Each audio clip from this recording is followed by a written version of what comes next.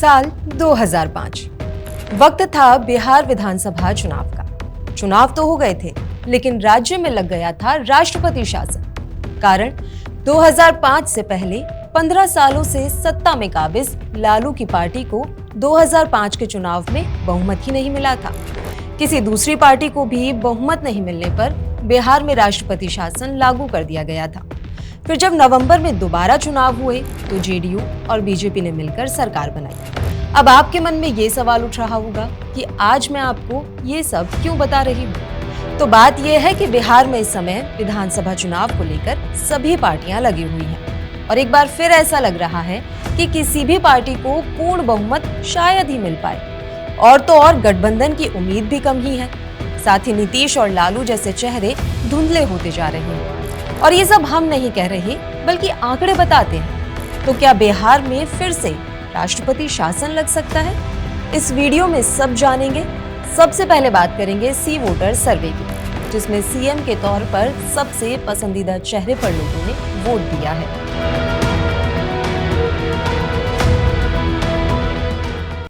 सी voter यानी कि centre for voting opinion and trends in election research एक भारतीय वोटिंग एजेंसी है जो देश के लोगों से बात करके चुनावी माहौल को जानने की कोशिश करती है। इसी सी वोटर सर्वे के आंकड़ों के हिसाब से तेजस्वी यादव लोगों की पहली पसंद बने हैं। उन्हें 34.6% लोगों ने सीएम के रूप में सेलेक्ट किया है। तेजस्वी यादव को राजनीति विरासत में मिली है। उनके पिता 15 साल तक सीएम रहे, जबकि उनकी मां भी सीएम रह चुकी है। साथ ही तेजस्वी यादव एक युवा चेहरा है। यही कुछ कारण है जिनकी वजह से लोग उन्हें सीएम बने देखना चाहते हैं। जबकि नीतीश कुमार को सिर्फ 17.4% लोगों ने ही अपनी पसंद बताया है। नीतीश की छवि सुशासन बाबू के रूप में है, इसलिए वे इतने लंबे समय से बिहार की जनता के बीच बने हुए हैं। लेकिन नीतीश इस सर्वे में तीसरे नंबर पर पहुंच गए हैं, जबकि प्रशांत किशोर को लोगों ने दूसरी पसंद बताया है। देखा जाए तो प्रशांत किशोर पहली बार बिहार विधानसभा चुनाव में उतरे हैं, फिर भी उन्हें 18.4% लोगों ने इस पद के लिए अपना पसंदीदा चेहरा बताया। अब जो ये आंकड़े आए हैं, उनसे राजनीतिक समीकरण क्या कुछ बन रहे हैं, वो भी हम आपको बताते हैं। इस समय बिहार में आरजेडी और कांग्रेस साथ में है, लेकिन कांग्रेस का बिहार में जनाधार कितना बचा है, ये बात प्रशांत किशोर अच्छे से जानते हैं। उन्होंने खुद एक इंटरव्यू में बताया था कि 2015 के चुनाव में जब वो आरजेडी कांग्रेस के लिए रणनीतिकार थे, तब कांग्रेस ने 40 सीटों पर चुनाव लड़ा था, जबकि लालू सिर्फ 20 सीटें देने के लिए ही राजी थे। अब बात करते हैं आरजेडी की।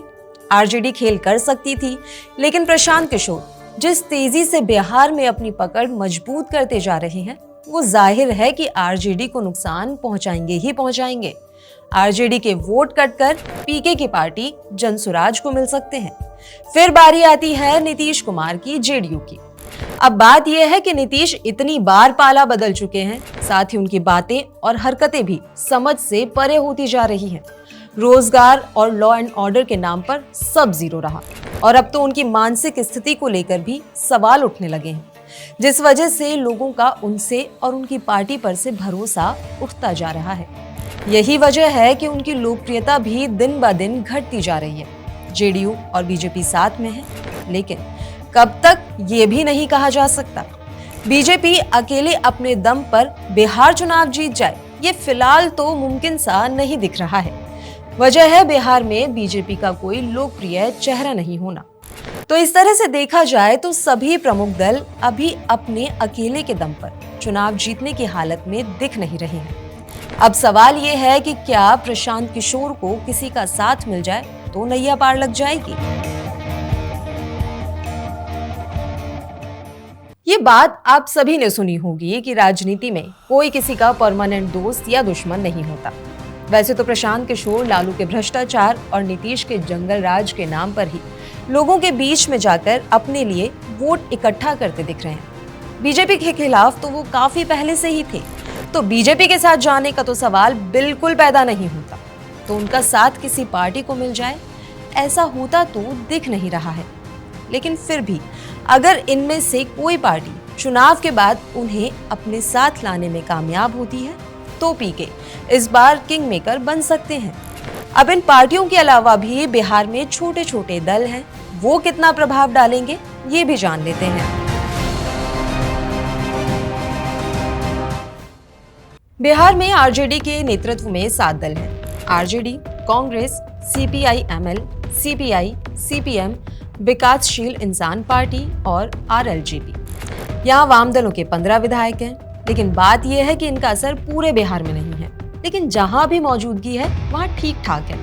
वीआईपी की बात करें तो पिछले चुनाव में उनके 3 विधायक चुने तो गए थे, लेकिन अफसोस की बात यह है कि उनके तीनों विधायक उनका साथ छोड़कर चले गए। वीआईपी इस गठबंधन की कमजोर कड़ी है और आरजेडी के बिना तो कांग्रेस का अस्तित्व ही संकट में आ जाएगा।